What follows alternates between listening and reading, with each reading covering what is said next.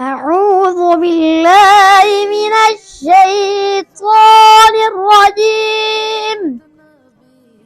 بسم الله الرحمن الرحيم.